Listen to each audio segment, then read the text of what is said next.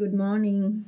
So இன்றைக்கி என்ன video அப்படின்னு பார்த்தீங்கன்னா, இன்றைக்கி நம்மள நிறைய பேர் பார்த்திங்கன்னா, நம்மளை சுற்றி இருக்கிறவங்கள விட நம்ம சொந்தத்தால் மட்டும்தான் நம்ம பயங்கரமாக அடி வாங்குவோம். எப்படின்னு பார்த்திங்கன்னா, அவங்களுக்கு தேவைப்படுறப்பெல்லாம் நம்ம தேவைப்படுவோம். அவங்களுக்கு வேலை முடிஞ்சிச்சுன்னா நம்மளை வந்துட்டு தூக்கி போட்டுருவாங்க. அந்த மாதிரி தான் இந்த முதுகில் குத்துவாங்கன்னு சொல்லுவாங்கள்ல, அந்த மாதிரி. ஸோ அப்படி இருந்தும் நம்ம என்ன பண்ணுவோம், அவங்க நம்மளை முதுகில் குத்துறாங்க, தேவைக்கு யூஸ் பண்ணிக்கிறாங்க அப்படின்னு தெரிஞ்சுமேவும் நமக்கு எல்லாமே புரியும். பட் திரும்ப அவங்க நம்மக்கிட்ட பேசும்போதில் நம்ம வந்துட்டு எதுவுமே நடக்காத மாதிரி அவங்கக்கிட்ட நம்ம நடந்துக்குவோம்.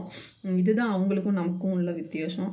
நம்ம வந்துட்டு நிறைய டைம் யோசிப்போம், நம்ம மாற்றிக்கணும் அப்படின்னு யோசிப்போம். பட் நம்ம திருந்தவே மாட்டோம், எந்த ஒரு சூழ்நிலையிலும் திருந்த மாட்டோம்.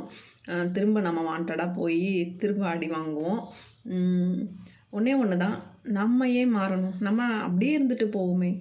ஸோ அவங்க தான் வந்துட்டு அதை நினச்சி ஃபீல் பண்ணோம். நாம் அவங்க மேலே வச்சுருக்க நம்பிக்கையை வந்து அவங்க வந்துட்டு உடைக்கிறாங்க. ஸோ அதனால் நாம் இப்படியே இருந்துட்டு போயிடலாமே, நம்ம யாருக்காகவும் நம்ம மாற வேண்டாம். ஸோ அவங்க பார்வையில் நம்ம ஒரு முட்டாளாகவே இருந்துட்டு போயிடலாம். தேங்க்யூ.